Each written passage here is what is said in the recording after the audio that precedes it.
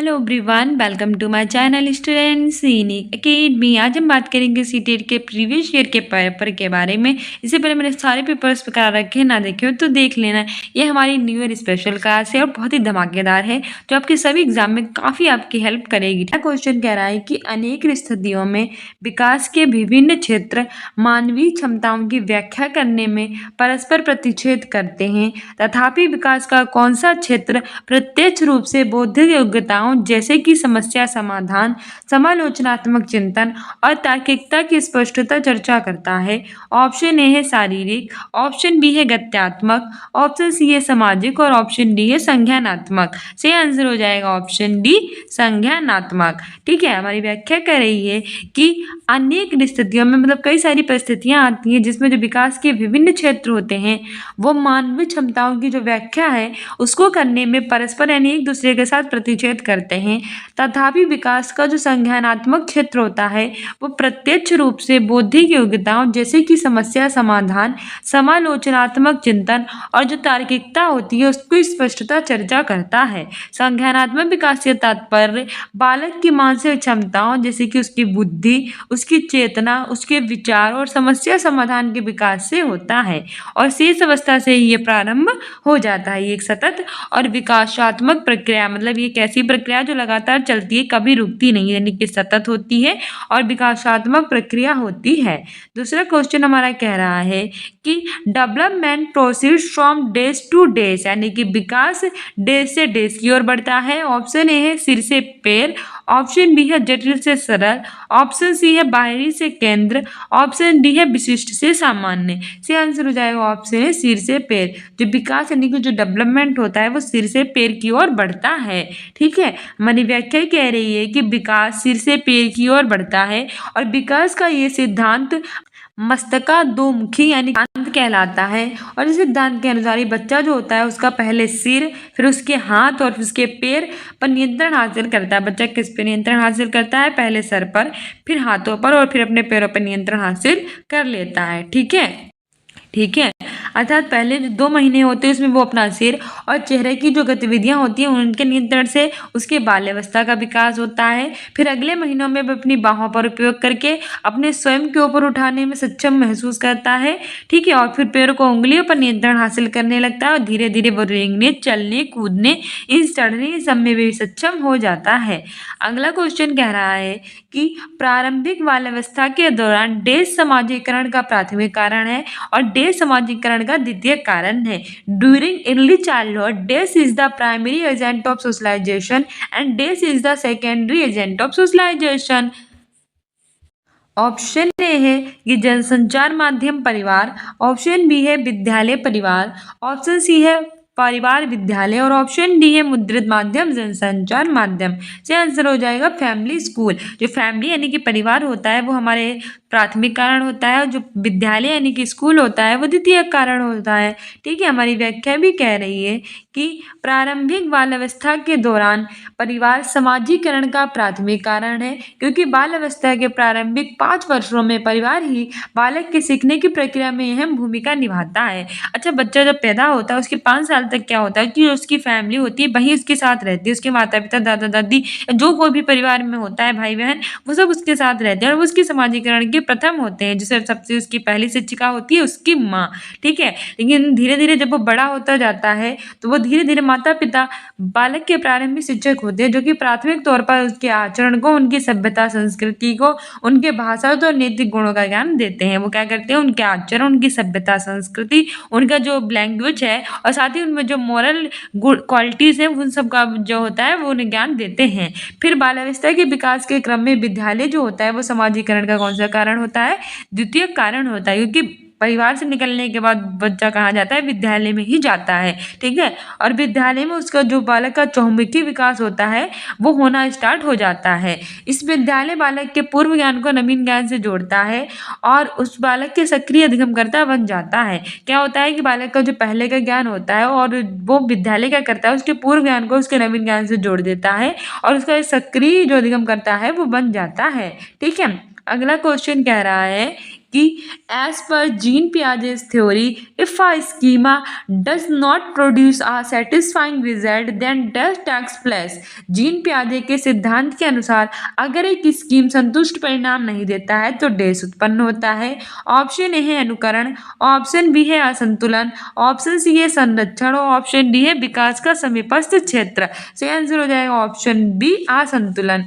Gene पियाजे के सिद्धांत के अनुसार क्या होता है कि अगर एक जो स्कीम होता है वो संतुष्ट परिणाम नहीं देता है तो असंतुलन जो होता है वो उत्पन्न हो जाता है। ठीक है, हमारी व्याख्या भी कह रही है कि जीन पियाजे के सिद्धांत के अनुसार अगर एक स्कीमा संतुष्ट परिणाम नहीं दे रहा है तो जो असंतुलन है वो उत्पन्न हो जाएगा और असंतुलन की स्थिति में बालक के अंतः प्रज्ञा चिंतन पर प्रभाव पड़ेगा और जिससे बालक के मन में कार्य के प्रति जो असंतोष है उसकी स्थिति उत्पन्न हो जाएगी। और जीन पियाजे ने अपने सिद्धांत की कितनी अवस्थाएं दी हैं? 4 दी हैं। इसका मैंने ऑलरेडी शॉर्ट्स बना रखा है, ना देखा हो तो शॉर्ट देखा कीजिए अपने एग्जाम में बेटर करने के लिए। ऑप्शन ए हमारा पहला है संवेदी गामक अवस्था जो 0 से 2 वर्ष तक होती है। दूसरा है पूर्व संक्रियात्मक अवस्था जो 2 से 7 वर्ष तक होती है। तीसरी है मूर्त संक्रियात्मक अवस्था जो 7 वर्ष से 11 वर्ष तक होती है। चौथी है आमूर्त औपचारिक संक्रियात्मक अवस्था यानी कि आमूर्त को औपचारिक कहते हैं और जो मूर्त होता है इसको अनौपचारिक कहते हैं। ठीक है, याद रखना, ये भी एग्जाम में पूछ लेता है। 7 से 11 वर्ष तक जीन पियाजे के सिद्धांत में संरक्षण की भूमिका जो होती है वो मूर्त संक्रियात्मक अवस्था के अंतर्गत आ जाती है। अगला क्वेश्चन कह रहा है कि जीन पियाजे के संज्ञानात्मक विकास के सिद्धांत के अनुसार बच्चे किस अवस्था से वस्तु स्थायित्व समझना आरंभ कर देते हैं? According to Jean Piaget's theory of cognitive development at which stage do children begin to understand object permanence? Option A हमारा है संवेदी गामक, ऑप्शन बी है पूर्व संक्रियात्मक, ऑप्शन सी है मूर्त संक्रियात्मक और ऑप्शन डी है औपचारिक संक्रियात्मक। सही आंसर हमारा हो जाएगा ऑप्शन ए संवेदी गामक। ठीक है, हमारी व्याख्या कह रही है कि जीन पियाजे के संज्ञानात्मक विकास के सिद्धांत के अनुसार जो बच्चे होते हैं वो संवेदी गामक अवस्था जो कि पहली अवस्था होती है 0 से 2 वर्ष, उसमें ही जो वस्तु स्थायित्व होते हैं वो समझना आरंभ कर देते हैं। अर्थात बच्चों में ये समझ विकसित होने लगती है कि जो वस्तुओं का अस्तित्व है वो तभी रहता है जब उन्हें देखा और छुआ नहीं जा सकता। पहले क्या होता है कि उनकी गुड़िया जो होती है वो छुपा देते हैं तो वो सोचते हैं गुड़िया गायब हो गई अब हमारे पास नहीं आएगी। लेकिन इसमें क्या अवस्था में होता है कि बच्चे समझने लगते हैं कि हमने जो चीज़ ढुकाई है वो हमारे पास है, अभी भी कभी ना कभी हमारे पास वापस आ जाएगी, यानी कि वो अमूर्त चीजें भी देखने लगते हैं। ठीक है, यानी कि जब उन्हें देखा और छुआ नहीं जा सकता तब भी वे होती हैं। जीन पियाजे ने अपने संज्ञानात्मक विकास में 4 प्रमुख अवस्थाओं का वर्णन किया है। पहली हमारी है संवेदी गामक अवस्था जो 0 से 2 वर्ष तक होती है और इसमें बच्चा वस्तु स्थायित्व लक्षणोन्मुख व्यवहार का उद्भव सीख जाता है। दूसरी होती है पूर्व संक्रियात्मक अवस्था जो 2 से 7 वर्ष तक होती है। इसमें बच्चा आत्म केंद्रिकता, काल्पनिक खेल, प्रत्यक्ष बोध का विकास सीख जाता है। तीसरा हमारा है मूर्त संक्रियात्मक अवस्था जो 7 से 11 वर्ष तक होती है। इसमें बच्चा परिरक्षण, क्रमबद्धता, वर्गीकरण, पूरे तरह की चिंता सीख जाता है। चौथी होती है औपचारिक संक्रियात्मक अवस्था जो 11 से 15 वर्ष तक होती है। इसमें आमूर्त तार्किक चिंतन सीख जाता है। ठीक है, अगला क्वेश्चन कह रहा है हमारा हेनरी की दुविधा वाला आ गया भैया। ऐसे क्वेश्चन पूछे जाते हैं कि रमन के सम्मुख हेनरी की दुविधा प्रस्तुत की गई। उसने प्रतिक्रिया व्यक्त की कि हेनरी को पैसा नहीं चुराना चाहिए क्योंकि चोरी करना जो होता है वो अपराध होता है और ऐसा करने से हमारे समाज में जो अव्यवस्था है वो पैदा हो जाती है। वर्तमान में रमन नैतिक विकास की किस अवस्था में है? ऑप्शन ए है आज्ञाकारिता और दंड अभिविन्यास, ऑप्शन बी है आंतरिक उद्देश्य अभिविन्यास, ऑप्शन सी है अच्छा लड़का अच्छी लड़की अभिविन्यास और ऑप्शन डी है लॉ एंड ऑर्डर यानी कि कानून और व्यवस्था अभिविन्यास। है आंसर हो जाएगा ऑप्शन डी कानून और व्यवस्था अभिविन्यास। ठीक है, हमारी व्याख्या कह रही है कि रमन के सम्मुख हेनरी की दुविधा प्रस्तुत की गई। रमन के सम्मुख क्या किया गया? जो हेनरी की दुविधा थी वो प्रस्तुत की गई कि हेनरी को क्या करना चाहिए तो उस समय क्या नहीं करना चाहिए। तो ये पूरी हेनरी की दुविधा पढ़कर जाना, इस एग्जाम में क्वेश्चन पूछे जाते हैं।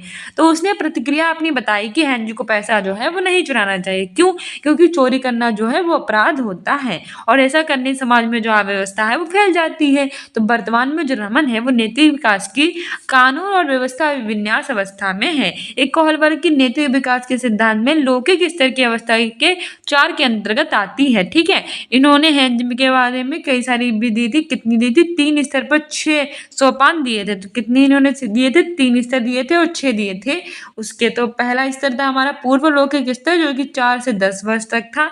और इसमें अवस्था में क्या थी, इसमें सोपान क्या थी, पहली अवस्था में सजा और आज्ञा पालन था। इस अवस्था में बालक नियम तोड़ने से बचता है। अच्छा, पहली में क्या करता है कि बालक नियम नहीं तोड़ना चाहता, क्योंकि वो सोचता है अगर हम नियम तोड़ेंगे तो हमें दंड मिलेगा। ठीक है, और ये नियम विरुद्ध कार्य मैं नहीं करूंगा। दूसरे में वो क्या करता है अवस्था में कि कारण सापेक्ष और विन्यास। इस अवस्था में बालक का जो व्यवहार होता है स्वलाभ से प्रोत्साहित होता है, तब वह सोचता है कि मुझे ये काम करने से करना है तो करना है, इसीलिए मुझे इस काम अच्छे से करना है, क्योंकि मुझे क्या मिलेगा, पुरस्कार मिलेगा।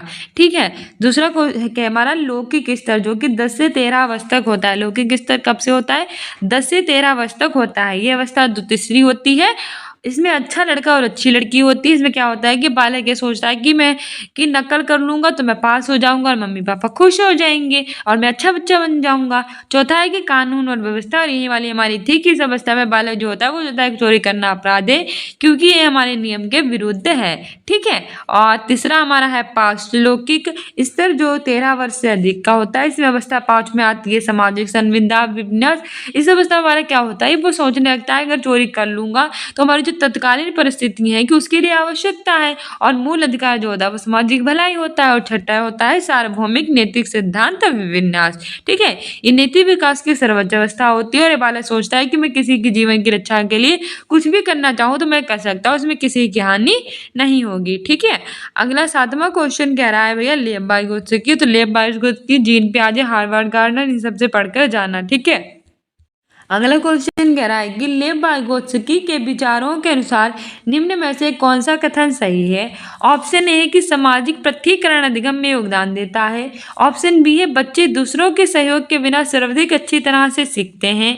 ऑप्शन सी है कि संकेत और मदद अधिगम की गति में अवरोध पैदा करते हैं। और चौथा कह रहा है कि सांस्कृतिक उपकरण अधिगम की प्रक्रिया में योगदान देते हैं। सही आंसर हो जाएगा option D, cultural tools contribute to the learning process, यानी कि जो सांस्कृतिक उपकरण है वो अधिगम की प्रक्रिया में योगदान देते हैं। हमारी व्याख्या कह रही है कि लेव बाइगोत्स्की के विचारों के अनुसार जो सांस्कृतिक उपकरण होते हैं वो हमारे अधिगम की प्रक्रिया में क्या करते हैं, योगदान देते हैं। लेव बाइगोत्स्की को इनके सिद्धांत सामाजिक सांस्कृतिक सिद्धांत के रूप में जाना जाता है। इनके सिद्धांत का मुख्य आधार होता है उत्तरोत्तर मानसिक विकास का अध्ययन करना। हमारा 8वां क्वेश्चन कह रहा है कि लेव बाइगोत्स्की के अनुसार शिक्षण अधिगम की निम्न में से कौन सी विधि अधिगम को सम्मोहित करती है। हमारा ऑप्शन ए है निष्क्रिय अनुसरण, ऑप्शन बी है सहभागी अधिगम, ऑप्शन ए है निष्क्रिय अनुकरण, ऑप्शन बी है सहभागी अधिगम, ऑप्शन सी है व्याख्यात्मक शिक्षण, ऑप्शन डी है उद्दीपन प्रतिक्रिया अनुकूलन। सही आंसर हो जाएगा ऑप्शन बी, कोऑपरेटिव लर्निंग। लेव बाइगोत्स्की के अनुसार शिक्षण अधिगम में जो सहयोगी अधिगम होता है वे विधि होती है जो अधिगम को क्या करती है, समुन्नत करती है। यह एक प्रकार की कौन सी शिक्षा होती है, सहयोगी शिक्षा होती है, जिसमें छात्रों को जोड़े या छोटे समूह में काम कराया जाता है ताकि अवधारणाओं पर वो चर्चा कर सके और समस्याओं का समाधान भी खोज सकें। एक व्यक्तिगत शिक्षा तो परस्पर सीखने के लक्ष्य को पूरा करने के लिए उनकी विशेषता अनुभव और क्षमता को संयोजित करने में सक्षम बनाता है। ठीक है, अगला क्वेश्चन कह रहा है 9वें नंबर का कि बाल केंद्रित शिक्षा किसकी अनुशंसा करती है। Child centred education advocates for.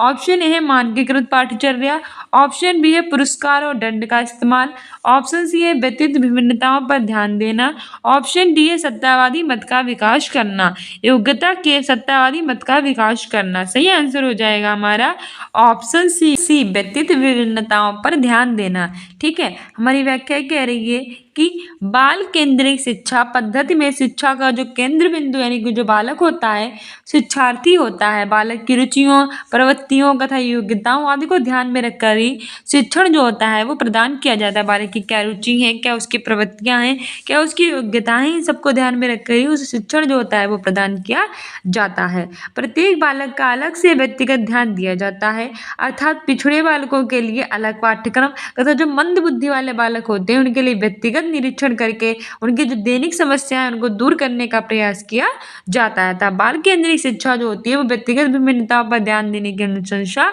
करती है और इसमें बालकों की समस्याएं हैं उनको दूर करने के निदानात्मक और उपचारात्मक शिक्षण किया जाता है। अगला हमारा हार्वर्ड गार्डनर से पूछा जा रहा है कि हार्वर्ड गार्डनर के बुद्धि के सिद्धांत के अनुसार बुद्धि, ऑप्शन है कि बुद्धि के सभी बच्चों में एक समान स्तर होते हैं। दूसरा कह रहा है कि बुद्धि एक सामान्य योग्यता होती है जिसका कोई जैविकीय आधार नहीं है।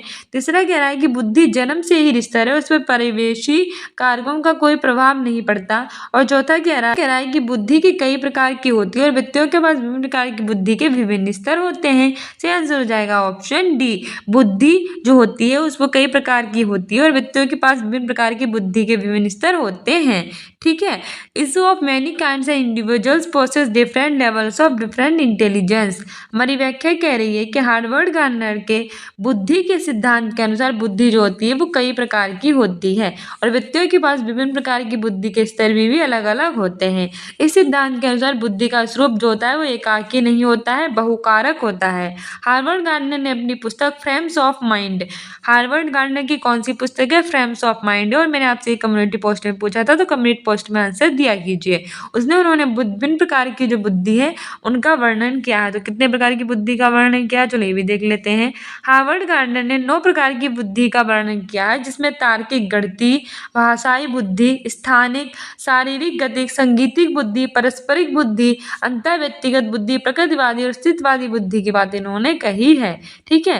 हमारा 11वां क्वेश्चन कह रहा है कि अधिगम का सामाजिक रचनावादी सिद्धांत अधिगम की प्रक्रिया को सहज सुगम बनाने के लिए कक्षा में मुद्रित श्रमद्ध परिवेश के सृजन पर बल देता है। और हमारा तर्क है कि भाषा विकास में विद्यालय के परिवेश की कोई भूमिका नहीं है और भाषा विकास पूरी तरह से जैविक परिपक्वता पर निर्भर करता है। तो बताइए हमारा ये और दोनों सही है और आर की सही व्याख्या करता है। दूसरा है कि ये और सही है लेकिन आर की सही व्याख्या नहीं है। तीसरा है कि ये सही है लेकिन आर गलत है। चौथा है कि और दोनों गलत हैं। सही आंसर हो जाएगा ऑप्शन सी, ए सही है हमारा लेकिन जो आर है वो गलत है। ठीक है। हमारी व्याख्या कह रही है कि अधिगम का सामाजिक रचनावादी सिद्धांत अधिगम की प्रक्रिया को सहज और सुगम बनाने के लिए कक्षा में मुद्रित श्रमद्ध प्रवेश के सृजन पर क्या देता है? बल देता है। ये कथन पूरी तरह से सही है लेकिन भाषा विकास में विद्यालय के परिवेश की कोई भूमिका नहीं होती है और भाषा विकास पूरी तरह से जो जैविक परिपक्वता है उस पर निर्भर होता है। ये तर्क पूरी तरह से गलत है। ठीक है। क्योंकि भाषा विकास में विद्यालय के परिवेश की भी भूमिका होती है। विद्यालय जो होता है वो सामाजिकरण की द्वितीयक संस्था होती है। ठीक है। अभी मैंने आपको बताया ही था। अगला क्वेश्चन कह रहा है कि लड़के बहुत शक्तिशाली तथा कठोर होते हैं तथा लड़कियां नरम और संवेदनशील होती हैं। इस तरह के कथन जो होते हैं वो देश को बढ़ावा देते हैं। ऑप्शन ए है जेंडर समानता, समानता की कोई बात नहीं कर रहा है। ऑप्शन बी है जेंडर समता, उसकी भी नहीं बात कर रहा है। ऑप्शन सी है जेंडर सशक्तिकरण, सशक्तिकरण इस पे कैसे हो जाएंगे? सही आंसर हो जाएगा ऑप्शन डी, जेंडर रूढ़िवादिता। ये किसकी बात कर रहा है? जेंडर रूढ़िवादिता की बात कर रहा है। हमारी व्याख्या करती है कि लड़के जो होते हैं वो कैसे होते हैं? बहुत ज्यादा शक्तिशाली होते हैं और कठोर होते हैं, लेकिन जो लड़कियां होती हैं वो बहुत ज्यादा नरम होती हैं और संवेदनशील होती हैं। इस तरह के कथन जो होते हैं वो जेंडर रूढ़िवादिता को बढ़ावा देते हैं। और जेंडर रूढ़िवादिता अपेक्षाकृत जो होती है वो कैसी होती है? स्थिर और अतिव्यापक अभिव्यक्ति और व्यवहार को संदर्भित करता है जो किसी व्यक्ति विशेष के लिए उसके जैविक लिंग के आधार पर सामान्य रूप में माना जाता है। जैसे महिलाओं से हमेशा अपेक्षा रहती है कि वो सभ्य रहें, परवाह करने वाली हो, बहुत ही प्यार भरी हो, पुरुषों के घर का कर्ता धर्ता उन्हें माना जाता है और साहसिक कार्यों की उनसे अपेक्षा की जाती है। वो कोई भी साहसिक कार्य नहीं कर पाएंगे, यानी कि मतलब खाना पीना और बच्चों की वही कर पाएंगी, जबकि लड़कों से आशा की जाती है वो बाहर का काम करें। ठीक है। तो ये जेंडर रूढ़िवादिता को दर्शाता है। बल्कि आज तो परिस्थितियां बदल भी रही हैं। अगला क्वेश्चन कह रहा है कि बच्चों की स्वीकृत अधिगम शैलियों में व्यक्तित्व विभिन्नताओं को किस प्रकार से संबोधित नहीं किया जाना चाहिए? ऑप्शन ए है उन्हें बहुविध तरीकों से जानकारी प्रस्तुत करके। ऑप्शन बी है उन्हें बहुविध तरीकों से जानकारियों पर काम करने के अवसर देकर। ऑप्शन सी है उन्हें बहुविध तरीकों से काम में शामिल होने के अवसर देकर। और ऑप्शन डी है उन्हें बहुविध तरीकों से नामीकरण, लेवीकरण, पृथकीकरण करके। तो लेवलिंग वाला तो हमें कभी करना ही नहीं चाहिए और पूछा भी हमसे कि क्या नहीं करना चाहिए, तो ऑप्शन डी सही हो जाएगा। ठीक है। हमारी व्याख्या कह रही है कि बच्चों के स्वीकृत अधिगम शैलियों शैलियों में व्यक्तित्व विभिन्नताओं से उनका बहुविध तरीकों से नामीकरण की जो लेबलिंग है वो कभी भी हमें संबोधित अच्छी तरह से नहीं करना चाहिए, क्योंकि इससे बच्चों में क्या होती है कि नकारात्मकता की भावना की निगेटिविटी जो है वो विकसित हो जाती है और वे स्वयं को कैसा महसूस करने लगते हैं, बहुत ही हीन। और वो सोचते हैं कि अब मैं जीवन में कुछ कर ही नहीं पाऊंगा, उससे उसका अधिगम यानी कि जो लर्निंग को प्रभावित हो जाती है। तो इस तरह से बच्चों को इन सारे कामों से बचना चाहिए, जबकि शिक्षक को करना क्या चाहिए, वे बच्चों को अनेक तरीकों द्वारा काम में शामिल होने के अवसर दे और उनकी जानकारियां प्रस्तुत करे कि कौन किस में अच्छा और उसी प्रकार से उन्हें अधिगम कराए। ठीक है, अगला क्वेश्चन कह रहा है कि आकलन करने का मुख्य कारण क्या है। ऑप्शन ए कि विद्यार्थियों में परीक्षा के प्रति भय पैदा करें, कितना गलत है, कभी परीक्षा के प्रति भय नहीं पैदा करना चाहिए। दूसरा कह रहा है कि अधिगम को अनुकूलतम बनाने के लिए विद्यार्थियों की खूबियों और चुनौतियों की पहचान करें, हाँ हो सकता है। तीसरा कह रहा है कि विद्यार्थियों के निष्पादन के अनुसार उन्हें आगे कक्षा में प्रोन्नत करना और रोक लगाना, कैसे विद्यार्थी अपने जीवन में कुछ करने आए हैं, अपने जीवन में कुछ हासिल करने आए, कुछ बढ़ने आए, कुछ बच्चे अपने जीवन में कुछ हासिल करने के लिए पढ़ने आए हैं और हम क्या करें, उन्हें आगे बढ़ने ही ना दें, तो ये गलत हो जाएगा। और चौथा है कि विद्यार्थियों की श्रेणी देना और वरीयताओं में वर्गीकृत करना बिल्कुल गलत बात है। क्यों उन्हें भैया श्रेणी वगैरह प्रदान करोगे। सबसे हमारा अच्छा है ऑप्शन बी कि identify their strengths and challenge to optimise learning. अधिगम को अनुकूलतम बनाने के लिए जो विद्यार्थियों की खूबियाँ और चुनौतियाँ हैं उनकी पहचान करना। ठीक है, हमारी व्याख्या कह रही है कि आकलन करने का मुख्य कारण क्या होता है कि अधिगम को यानी कि लर्निंग को अनुकूलतम बनाने के लिए विद्यार्थियों की जो खूबियाँ और चुनौतियों की पहचान करना है, क्योंकि आकलन से विद्यार्थियों का प्रगति स्तर का पता हम लगा सकते हैं और पाठ्यक्रम से संबंधित विद्यार्थियों की जो प्रगति और उनकी उपलब्धियों की जानकारी से एकत्रित करने, उसका वर्णन विश्लेषण करने एक सुनियोजित निरंतर प्रक्रिया को भी आकलन किया जा सकता है। ठीक है, हमारा अगला क्वेश्चन कह रहा है कि आप अपने विद्यार्थियों में समालोचनात्मक चिंतन को सम्मिलित करना चाहते हैं। ऐसा करने के लिए आप निम्न में से किन कौशलों का संवर्धन करना चाहेंगे। You want to promote critical thinking among your student, to do so which of the following skills should your enhance. ये आपके ऊपर रखा गया है, तो आप क्या करेंगे। ऑप्शन ए है कि अभिसारी चिंतन, ऑप्शन बी है स्वचिंतन चिंतन प्रतिबिंबन, ऑप्शन सी है कंठ स्थिरीकरण रोड मेमोराइजेशन, बिल्कुल गलत है, कभी नहीं करना चाहिए। और ऑप्शन डी निष्क्रिय अनुसरण, निष्क्रिय नहीं वैसे सक्रिय करना चाहिए। तो हमारा सही आंसर हो जाएगा ऑप्शन बी स्वचिंतन प्रतिबिंब, यानी कि सेल्फ रिफ्लेक्शन करना चाहिए। सबसे अच्छा हमारा यही है। हमारी व्याख्या कह रही है कि आप यानी कि आप लोग, आप सारे टीचर होंगे फ्यूचर में, तो आप सभी अपने विद्यार्थियों में अगर समालोचनात्मक चिंतन को सम्मिलित करना चाहते हो तो ऐसा करने के लिए आप उनके स्वचिंतन प्रतिबिंबन कौशलों को संवर्धन करना चाहेंगे। स्वचिंतन करने से विद्यार्थियों में अमूर्त तार्किक चिंतन और जो मौलिक चिंतन होता है उनका विकास हो जाता है, जिससे उनमें सृजनशीलता का जो गुण हो उत्पन्न हो जाता है और वह रचनात्मक कार्य करते हुए तार्किक दृष्टिकोण में भी वृद्धि करते हैं। ठीक है, ऐसा करने से बच्चे क्या होते हैं, वो तार्किक दृष्टिकोण में विकसित होता है, वो अपनी लाइफ में अच्छे से अच्छा कुछ कर पाते हैं। अगला क्वेश्चन कह रहा है कि विद्यालयों में सुविधा वंचित पृष्ठभूमि से आने वाले बच्चों का निम्न स्तरीय निष्पादन किस ओर संकेत करता है। ऑप्शन ए है विद्यालय सभी विद्यार्थियों की आवश्यकताओं की ओर ध्यान देता है। ऑप्शन बी है उनके माता पिता शिक्षा का महत्व नहीं समझते हैं। ऑप्शन सी है विद्यालय सभी बच्चों की आवश्यकताओं और योग्यताओं को संबोधित नहीं कर पाते हैं। और चौथा कह रहा है कि बच्चों का सामाजिक परिवेश अधिगम के लिए पूरी तरह से उत्तरदायी है। सही आंसर हमारा हो जाएगा ऑप्शन, विद्यालय सभी बच्चों की आवश्यकताओं और जो योग्यताएं होती हैं उनको संबोधित नहीं कर पाते हैं। ठीक है, हमारी व्याख्या कह रही है कि विद्यालयों में सुविधा वंचित पृष्ठभूमि से आने वाले बच्चों का निम्न स्तरीय निष्पादन ये संकेत देता है कि विद्यालय जो है जो सभी बच्चों की जो आवश्यकताएं और योग्यताएं हैं उनको संबोधित नहीं कर पाता, क्योंकि प्रत्येक बच्चों की जो आवश्यकताएं और योग्यताएं होती हैं वो अलग अलग होती हैं। तथा ऐसे बच्चों के समावेशन के लिए उनके बौद्धिक स्तर के अनुसार उसको अनुकूलन लगने वाली सामग्रियों के प्रयोग द्वारा शिक्षण कार्य कराया जाए, जिससे कि वे सहज महसूस कर सकें और कक्षा में समायोजित हो सकें। ठीक है, अगला क्वेश्चन कह रहा है कि विकलांगता विकलांगता व्यक्तित्व और सामाजिक कारकों के बीच बाधित अंतःक्रियाओं का परिणाम है। विकलांगता का कौन सा प्रतिमानी दृष्टिकोण को समर्थन देता है? ऑप्शन ए है चिकित्सीय, ऑप्शन बी है दानशीलता, ऑप्शन सी है सामाजिक और ऑप्शन डी है मानवीय अधिकार। से आंसर हो जाएगा ऑप्शन सी सामाजिक यानी कि सोशल। ठीक है, हमारी व्याख्या कह रही है कि जो विकलांगता व्यक्तित्व और सामाजिक कारकों के बीच बाधित अंतःक्रियाओं का परिणाम है। विकलांगता का सामाजिक प्रतिमान इस दृष्टिकोण को समर्थन देता है। ठीक है, जिसका संबंध व्यवहारगत तथा पर्यावरणीय बाधाओं से है, जो व्यक्ति के समाज में अन्य लोगों के साथ एक समान अधिकार और उनकी पूर्ण और प्रभावी भागीदारी से उन्हें रोकती है। विकलांग अधिनियम 1995 के अनुच्छेद 26 में विकलांग बच्चों को 18 वर्ष से आयु तक मुक्त और अनिवार्य शिक्षा का अधिकार है। किसको? हमारा विकलांग अधिनियम जो 1995 है उसके आर्टिकल 26 में जो विकलांग बच्चे हैं जो 18 वर्ष से कम हैं उन्हें मुक्त शिक्षा और अनिवार्य शिक्षा का अधिकार देता है। ठीक है, और प्रत्येक वर्ष 3 दिसंबर को संयुक्त राष्ट्र संघ द्वारा विश्व दिव्यांग दिवस दिव्यांग व्यक्तियों के अंतर्राष्ट्रीय दिव्यांग के रूप में भी मनाया जाता है। ठीक है, डेली करंट अफेयर कराते हैं वो हमारी देखा कीजिए अपने एग्जाम में बेटर करने के लिए। अगला क्वेश्चन कह रहा है कि श्रवण बाधित विद्यार्थियों के सफल समावेशन को सुनिश्चित करने के लिए अध्यापक को क्या करना चाहिए? मतलब ऐसे बच्चे जो श्रवण बाधित जिन्हें अच्छे से सुनाई नहीं देता उनके सफल समावेशन के लिए हमें क्या करना चाहिए? हम एक अध्यापक है तो हमें क्या करना चाहिए?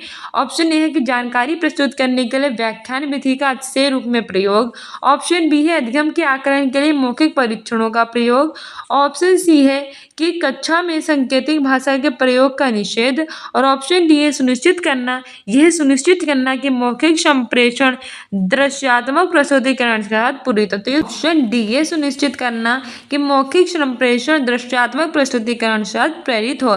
क्या बच्चा है श्रवण बाधित? ऐसा बच्चा जिसे अच्छे से सुनाई नहीं देता उसे हम श्रवण बाधित कहते हैं। ठीक है, तो हमें क्या करना चाहिए कि मौखिक संप्रेषण के साथ हमें दृश्यात्मक प्रस्तुतिकरण भी देना चाहिए जिससे वो अच्छे से देख सके। ठीक है, जिन्हें अच्छे से सुनाई नहीं देता वो उनकी देखने की क्षमता अधिक होती है, इसलिए हमें दृश्यों का भी प्रयोग करना चाहिए।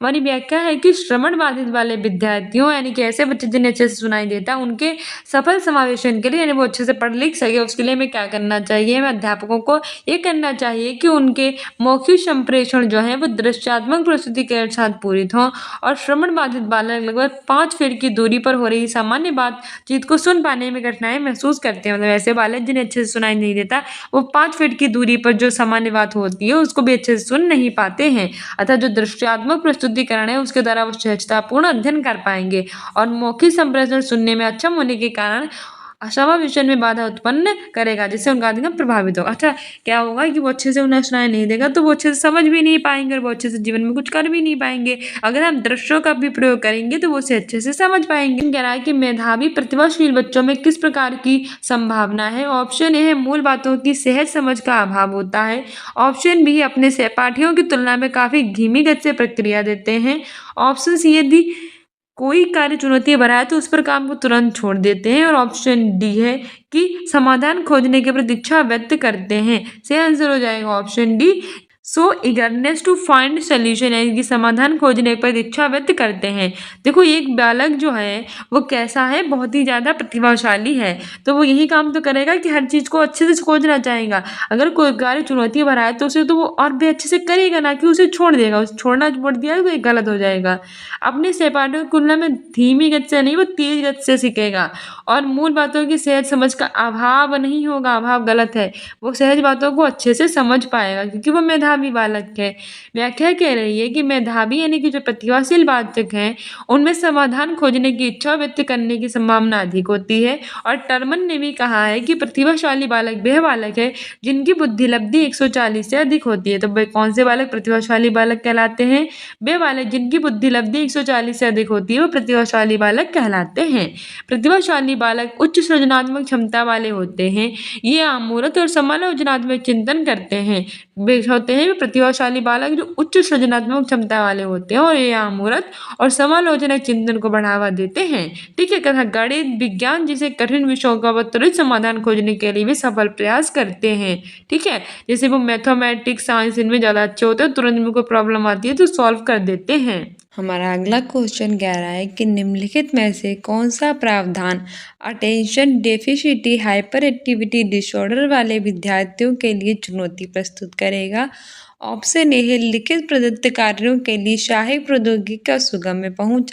ऑप्शन बी है विभिन्न संवेदों का उद्दीपन।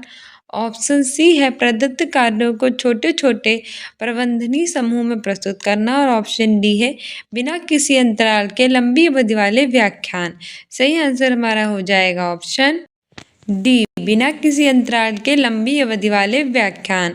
ठीक है, हमारी व्याख्या कह रही है कि बिना किसी अंतराल के यानी कोई भी छुट्टी लिए बिना यानी बिना रुके हम लंबी अवधि तक बहुत लंबे समय तक जब व्याख्या करेंगे यानी व्याख्यान देंगे तो ये अटेंशन डेफिसिटी हाइपरएक्टिव डिसऑर्डर वाले जो विद्यार्थी होंगे उनके लिए चुनौती प्रस्तुत करेगा। ADHD यानी अटेंशन डेफिसिटी हाइपरएक्टिव डिसऑर्डर, याद रखना इसकी फुल फॉर्म। प्रायः बचपन में ही शुरू हो जाता है, बड़ी उम्र तक ये जारी रहता है। इसके प्रमुख लक्षण होते हैं जैसे कि बिना सोचे समझे जल्दबाजी में काम करना। जिसे भी होता है वो क्या करता है कि कोई सोचता समझता नहीं है, जल्दबाजी में काम करता है। लंबे समय से जो चल रही एक स्थिति होती है जिसमें ध्यान लगाने में उन्हें कठिनाई होती है और अति सक्रियता का होना होता है। भूल बहुत जल्दी जाते हैं और ध्यान में भी कमी आ जाती है। ठीक है, अगला क्वेश्चन कह रहा है कि अध्यापक को अपने विद्यार्थियों को सहयोगात्मक अधिगम में सहयोग करने, समूह में काम करने और सक्रिय रूप से भाग लेने के लिए प्रोत्साहित करना चाहिए। तर्क है कि अधिगम एक सामाजिक गतिविधि है और विद्यार्थियों को सामूहिक रूप से ज्ञान सृजन करना चाहिए। तो बताइए इसमें से हमारा कौन सा सही विकल्प है। ऑप्शन ए है कि ए और दोनों सही है और आर एक की सही व्याख्या करता है। दूसरा कह रहा है कि ए और दोनों सही है लेकिन ए आर एक की सही व्याख्या नहीं करता है। तीसरा कह रहा है कि ये सही है लेकिन आर गलत है। और चौथा कह रहा है कि और दोनों गलत हैं। सही आंसर हो जाएगा ऑप्शन ए और दोनों सही हैं और जो आर है वो एक ही सही व्याख्या करता है। ठीक है, अपनी व्याख्या देख लेते हैं कि अध्यापक को अपने विद्यार्थियों को सहयोगात्मक अधिगम में सहयोग करने, समूह में कार्य करने और सक्रिय रूप से भाग लेने के लिए प्रोत्साहित है वो करना चाहिए। क्योंकि अधिगम जो होता है वो कैसी गतिविधि होती है, एक सामाजिक गतिविधि होती है और विद्यार्थियों को सामूहिक रूप से ज्ञान सृजन करना चाहिए। सहयोगात्मक अधिगम से बालकों में सीखने की प्रवृत्ति में भी वृद्धि होती है और विद्यार्थियों को सामूहिक रूप से दिया गया जो ज्ञान होता है वो लंबे समय तक स्थायी रहता है। ठीक है, इसीलिए और दोनों सही और एक की सही व्याख्या करता है। अगला क्वेश्चन कह रहा है कि शिक्षण अधिगम में निम्न में से कौन सी विधि ज्ञान के सृजन में विद्यार्थियों की सक्रिय भूमिका को महत्व नहीं देते हैं। ऑप्शन ए है व्यवहार अनुकूलन। ऑप्शन बी है सहपाठी सहभागिता। ऑप्शन सी है अन्वेषण अधिगम। ऑप्शन डी है पारस्परिक शिक्षण। सही आंसर हमारा हो जाएगा ऑप्शन ए व्यवहार अनुकूलन। ठीक है, हमारी व्याख्या कह रही है कि शिक्षण अधिगम की जो व्यवहार अनुकूलन विधि होती है वह ज्ञान के सृजन में विद्यार्थियों की जो सक्रिय भूमिका है उसको महत्व नहीं देती है, जबकि सहपाठी सहभागिता, अन्वेषण अधिगम, पारस्परिक शिक्षण ये तीनों क्या होते हैं, उनके ज्ञान के सृजन में विद्यार्थियों की सक्रिय भूमिका को महत्व देती हैं। क्योंकि इन तीनों विधियों में बच्चे जो होते हैं वो रचनात्मकता को विकसित करके तार्किक दृष्टिकोण में भी वृद्धि करते हैं। ठीक है, अगला क्वेश्चन कह रहा है कि विद्यार्थी किसके द्वारा बेहतर और प्रभावशाली तरीके से सीखते हैं। Students learn better and effectively by. Option A है निष्क्रिय अनुकरण। ऑप्शन बी है पुरस्कार और दंड। ऑप्शन सी है जिज्ञासा और अन्वेषण। ऑप्शन डी है कंठस्थीकरण। रोट मेमोराइजेशन से कभी बच्चे नहीं सीख पाएंगे तो ये हरकार दो। पैसे भी होता नहीं है, कभी हमेशा सक्रिय होता है। पुरस्कार और दंड से बच्चों को सिखाया नहीं जाता है तो ऑप्शन सी हमारा सही हो जाएगा जिज्ञासा और अन्वेषण। ठीक है, अगर बच्चों के अंदर जिज्ञासा होगी जीवन में कुछ करने की तो वो अच्छे से सीख पाएंगे। ठीक है, हमारी व्याख्या कह रही है कि विद्यार्थी जिज्ञासा और अन्वेषण द्वारा बेहतर और प्रभावशाली तरीके से सीखते हैं। क्योंकि अन्वेषण विधि में जो छात्र होता है वो सक्रिय होकर ज्ञान की खोज करता है, जिससे अधिगम प्रक्रिया का परिणाम जो होता है वो भी हमारा सकारात्मक रूप से ही प्राप्त होता है। अगला क्वेश्चन कह रहा है कि निम्न में से कौन सा विद्यार्थियों के समस्या समाधान कौशलों के विकास में बाधक है। ऑप्शन ए है निरूपक चिंतन। ऑप्शन बी है प्रक्रियात्मक स्थिरता। ऑप्शन सी है बहुविध तरीकों से प्रश्नों का प्रस्तुतिकरण। ऑप्शन डी है प्रासंगिक सूचनाओं पर केंद्रित होना। सही आंसर हो जाएगा ऑप्शन बी सही हो जाएगा प्रक्रियात्मक स्थिरता। ठीक है, हमारी व्याख्या कह रही है जो प्रक्रियात्मक स्थिरता है वो विद्यार्थियों के समस्या समाधान कौशलों के विकास में बाधक है, क्योंकि जब किसी को नई समस्या सामना करना पड़ता है तो प्रक्रियात्मक स्थिरता जो होती है वो नए तरीके से पुराने उपकरणों का उपयोग करने की क्षमता जो होती है उसको अवरुद्ध कर देती है, यानी कि रोक देती है। ठीक है, हमारा 25वां क्वेश्चन कह रहा है कि विद्यार्थियों द्वारा गृहीत वैकल्पिक अवधारणाएं अध्यापकों द्वारा किस प्रकार संबोधित की जानी चाहिए। ऑप्शन ए है वैकल्पिक अवधारणाओं की कोई चर्चा किए बिना अनदेखी की जानी चाहिए। दूसरा कह रहा है कि विद्यार्थियों को किसी भी प्रकार की वैकल्पिक अवधारणाएं साझा करने की अनुमति नहीं देनी चाहिए। तीसरा कह रहा है कि विद्यार्थियों को अपने विचार साझा करने के लिए प्रोत्साहित करना चाहिए और इन पर समग्रता से चर्चा करनी चाहिए। और चौथा कह रहा है कि विद्यार्थियों को वैकल्पिक अवधारणाओं पर विचार करने के लिए दंड मिलना चाहिए। क्यों दंड मिलना चाहिए? बिल्कुल नहीं, हमारा सही आंसर हो जाएगा option C. Students should be encouraged to share their ideas and these should be discussed thoroughly, यानी कि अपने विचारों को साझा करने के लिए हमेशा प्रोत्साहित करने चाहिए और उन पर समग्रता से चर्चा करनी चाहिए। ठीक है, विद्यार्थी जो होते हैं उनके वैकल्पिक अवधारणाएं बहुत ही इंपॉर्टेंट होती हैं, तो हमें हमेशा उसे प्रोत्साहित करना चाहिए, जिससे उनमें जो आत्मविश्वास होगा वो पैदा होगा। अगला क्वेश्चन कह रहा है कि निम्नलिखित में से कौन सा बाहरी अभिप्रेरणा का उदाहरण है। ऑप्शन ए है जिज्ञासा को संतुष्ट करने के लिए अधिगम, learning to satisfy curiosity. Option B है समझ को सम्मोहित करने के लिए अधिगम। ऑप्शन सी है नगद पुरस्कार पाने के लिए अधिगम। ऑप्शन डी है किसी कौशल में निपुणता प्राप्त करने के लिए अधिगम। सही आंसर हो जाएगा ऑप्शन सी नगद पुरस्कार पाने के लिए अधिगम। बाहरी प्रेरणा होती है, एक आंतरिक प्रेरणा होती है। हम जिज्ञासा को शांत करना चाहते हैं, समझ को विकसित करना चाहते हैं और किसी कौशल में विकसित निपुण होना चाहते हैं तो वो हमारी आंतरिक प्रेरणा है। लेकिन अब पुरस्कार के लिए, लालच के लिए, शाबाशी पाने के लिए ये सब करते हैं तो ये हमेशा कैसा होता है? बाहरी प्रेरणा होती है। ठीक है, हमसे बाहरी प्रेरणा इसलिए पूछी थी। हमारा व्याख्या कह रहा है कि नगद पुरस्कार पाने के लिए अधिगम यानी कि जो लर्निंग है वो बाहरी अभिप्रेरणा का क्या है? उदाहरण है। गुड के अनुसार अभिप्रेरणा किसी कार्य को प्रारंभ करने, उसे जारी रखने और नियंत्रित करने की प्रक्रिया होती है। प्रेरणा क्या होती है? कोई कार्य प्रारंभ करते हैं, उसे जारी रखते हैं, उसको नियंत्रित करने वाली प्रक्रिया होती है। अभिप्रेरणा दो प्रकार की होती है, एक आंतरिक और एक बाहरी। ठीक है, आंतरिक कौन सी होती है? जैसे कि आकांक्षा का स्तर, दुश्चिंता, उपलब्धि। और बाहरी कौन सी होती है? पुरस्कार, प्रशंसा, प्रोत्साहन और दंड। ठीक है, अगला क्वेश्चन कह रहा है कि साइमा अपनी असफलता के लिए योग्यता में कमी को उत्तरदायी ठहराती है और योग्यता को एक स्थिर रूप की तरह मानती है। बार बार असफलताओं का होना उसमें किस प्रकार की भावना का विकास करेगा।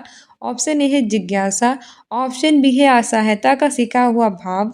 ऑप्शन सी है गर्व। ऑप्शन डी है आशा। सही आंसर हमारा हो जाएगा ऑप्शन बी असहायता का सिखा हुआ भाव, यानी कि लर्नड हेल्पनेस। ठीक है, हमारी व्याख्या कह रही है कि जो साइमा एक लड़की है वो क्या करती है? बार बार असफल होती है और वो क्या जानती है कि वो ऐसी असफल हो रही है कि वो उसकी योग्यता में कमी है। ठीक है, और योग्यता की एक स्थिर रूप की तरह मानती है। बार बार असफलताओं का होने में उसमें असहायता का सीधा हुआ भाव है, यानी कि लर्नर हेल्पनेस है, उसका विकास करेगी। एक मनोवैज्ञानिक चरण जिसमें एक व्यक्ति कुछ कारकों के कारण उन स्थितियों से गुजरता है जहाँ वह कार्य करने में तो असमर्थ होता है, पर सोचता हमेशा यही और यही महसूस करता है। यह समस्या कठिन स्थितियों से उबरने में वो असमर्थ है, कभी इस कठिनाई को पार नहीं करेगा। कभी एग्जाम में कभी वो पास नहीं हो पाएगा, चाहे वो कुछ भी कर ले। इसीलिए वो प्रयास करना ही बंद कर देता है। ठीक है, अगला क्वेश्चन कह रहा है कि आप अपने विद्यार्थियों को कुछ जानकारी याद करवाना चाहते हैं। इस उद्देश्य के लिए आप किस युक्ति से बचना चाहेंगे। ऑप्शन ए है आप उन्हें निष्क्रिय रूप से कई बार दोहराने के लिए कहेंगे। बिल्कुल लगाते हैं, हमें सक्रिय लर्निंग देनी चाहिए ना कि निष्क्रिय। तो हमारा सही आंसर यही हो जा रहा है, क्योंकि इससे बचना पूछा है तो पहले वाले से ही बचना चाहिए। क्योंकि पूर्व ज्ञान से हम जोड़ देंगे, बहुत अच्छी बात है। ज्ञान को वास्तविक जीवन की समस्याओं लागू करने में अवसर देंगे और अवधारणाओं को उदाहरण और गैर उदाहरण भी प्रस्तुत करेंगे। ठीक है, बचना किससे चाहिए? तो हमारा ऑप्शन यही सही हो जाएगा। आप अपने विद्यार्थियों को कुछ जानकारी याद करवाना चाहते हैं, इस उद्देश्य के लिए आपने निष्क्रिय रूप से किसी तथ्य को बार बार दोहराने के कहने से बचेंगे, क्योंकि इस तथ्य को निष्क्रिय रूप से बार बार दोहराने में बच्चों में जो ज्ञान होता है वो स्थायी नहीं हो पाता है, अतः उसके लिए आवश्यक है कि बच्चों में ज्ञान के सक्रिय अधिगमकर्ता बनकर तथ्यों को कार्य के सीखने, जिससे उसे आसानी से याद हो जाए। ठीक है। अगला क्वेश्चन कह रहा है कि निम्नलिखित में से कौन सा व्यक्तिगत कारक है जो अधिगम को प्रभावित करता है। Option A school climate, option B है हेरिडिटी, ऑप्शन सी है सांस्कृतिक संदर्भ, ऑप्शन डी है अध्यापिका का शिक्षा शास्त्र। सही आंसर हमारा हो जाएगा ऑप्शन बी आनुवांशिकता। ठीक है, ये एक व्यक्तिगत कारक है। कह रहा है कि learning is negatively influenced by, अधिगम किसके द्वारा नकारात्मक रूप से प्रभावित होता है। ऑप्शन ए है अध्यापिका द्वारा प्रदान पाठ, ये तो बहुत ही प्यारा होता है, तो इससे द्वारा तो बच्चा अपने आप को पॉजिटिव पाता है ना कि निगेटिव, तो ये नहीं हो सकता। दूसरा है निराशा की भावना, से आंसर ये हो जाएगा फीलिंग और होपलेसनेस, इसके द्वारा व्यक्ति जो होता है अपने आप को बहुत ही नकारात्मक महसूस करता है। ठीक है, जबकि विद्यालय का मुद्रित संबंध परिवेश विद्यार्थी को जरूरत के अनुसार व्यक्तित्व रूप से उसके निर्देशन, ये सब उसके लिए पॉजिटिवली होंगे ना कि निगेटिवली। ठीक है, हमारी व्याख्या कह रही है कि निराशा व संवेग है अधिगम की दिशा में छात्रों पर नकारात्मक रूप से प्रभाव डालता है। निराशा अच्छी सफलता को उम्मीद करने के कोई कारण नहीं देती है, जिससे कि छात्रों का मनोबल जो होता है वो कम होता चला जाता है और ये शिक्षार्थी के संज्ञानात्मक उपागम को प्रभावित करती है, जिससे वे अधिगम में अच्छा प्रदर्शन नहीं कर पाते हैं।